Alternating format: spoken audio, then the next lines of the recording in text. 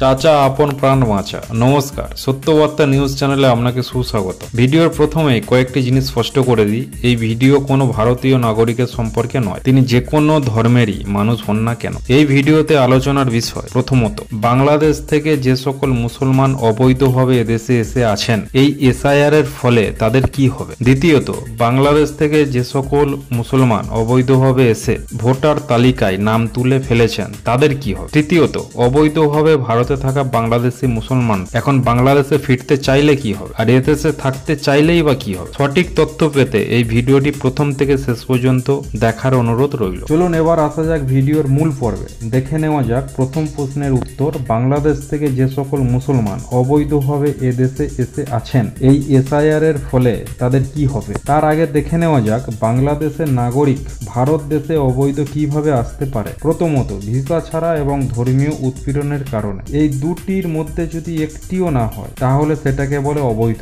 আর বাংলাদেশ তো মুসলিম কান্ট্রি, মুসলমানদের বাংলাদেশে ধর্মীয় উৎপীড়নের কোনো জায়গা নেই। অতএব ভিসা ছাড়া যে সকল মুসলমান কাঁটা তার দিয়ে গলে নদী পেরিয়ে যেখানে কাঁটা তার নেই সেখান দিয়ে ঢুকে ভারতে বসবাস করতে করতে রুটি রুজি করতে করতে কিছু কিছু মহান মহান রাজনৈতিক দলের ছত্রছায়ায় ভোটার তালিকায় নাম তুলে ফেলেছে, আধার কার্ড বানিয়ে নিয়েছে। তাহলে এবার প্রশ্ন, এসব নথি বা ডকুমেন্টস থাকা সত্ত্বেও এসআইআর এ এই সকল বাংলাদেশি মুসলমানদের কি হতে চলেছে। 2002 সালের ভোটার তালিকায় যাদের কারোর পরিবারের নাম নেই, আধার ভোটার কার্ড থাকলেও এসআইআর এর রুল অনুযায়ী ভোটার তালিকায় নাম থাকতে পারবে না বাংলাদেশি অবৈধ ভাবে আসা মুসলমানদের। এই ভিডিও একটি প্রবাদ বাক্য দিয়ে শুরু হয়েছিল, চাচা আপন প্রাণ বাঁচা। তাই যাদের নাম থাকবে না ভোটার তালিকায় তারা ঠিকই জানে, তার জন্যই আপনারা সোশ্যাল মিডিয়াতে দেখছেন বাংলাদেশ বর্ডার লাগোয়া ব্যাংকগুলো টাকা উঠিয়ে ফাঁকা হয়ে যাওয়া, বিভিন্ন বস্তি ফাঁকা হওয়া শুরু হয়েছে। আসুন এবার শেষ প্রশ্নের উত্তর জেনে নেওয়া যাক, বাংলাদেশি অবৈধভাবে আসা